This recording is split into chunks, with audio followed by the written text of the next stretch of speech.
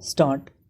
A careful analysis of subsection 3 would make it clear that the first part, which requires the district magistrate to convene meeting of the board for considering the motion of no confidence against the president is mandatory stop.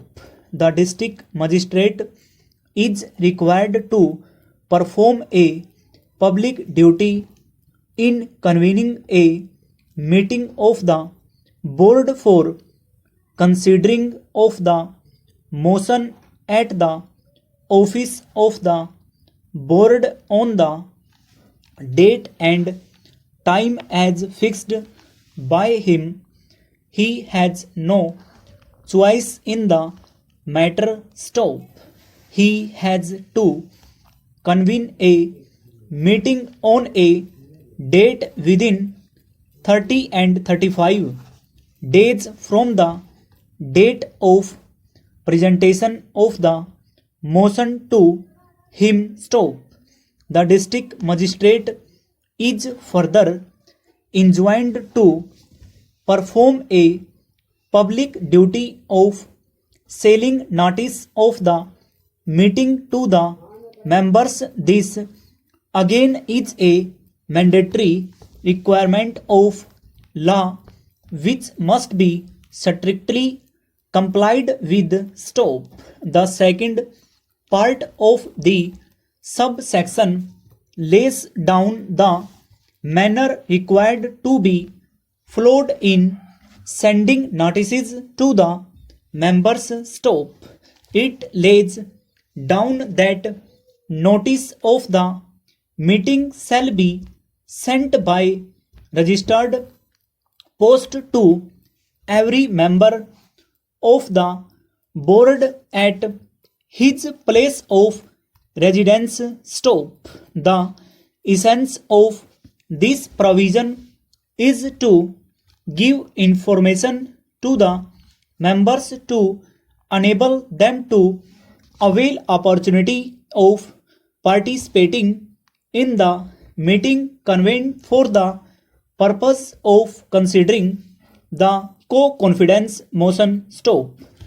The first part of the section requiring the district magistrate to convene meeting and to send notices to the members is mandatory. Any disregard of that provision would defeat the very purpose of the meeting, but the manner of service of notice and publication of the same is directly in nature. Stop. Pehra.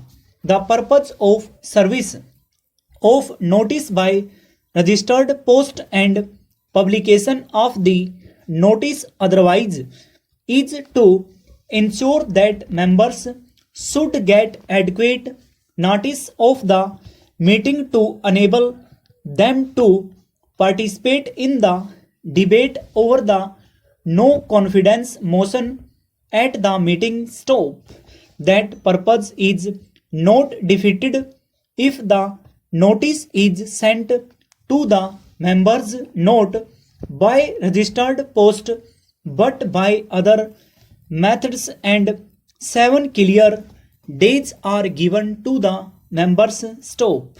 The legislature never intended that unless notice is sent by registered post to the members, the proceedings of the meeting would be vitiated. Stop. The legislature no doubt stressed that if the two steps as laid down in the subsection are taken by the district magistrate, that is, notice of the meeting is sent to members by registered post at their place of residence, and further, if it is published in the manner directed by the district magistrate, a presumption would arise and every member shall be deemed to have received the notice of the meeting stop. In that case, it will not be open to any member to contend that he did not receive notice of the meeting or that the meeting was illegally constituted for want of notice stop. The purpose of sending notice can be achieved even without sending the same by registered post stop. There may be a case where the postal system may be disorganized and it may not be possible to send notice by registered post stop.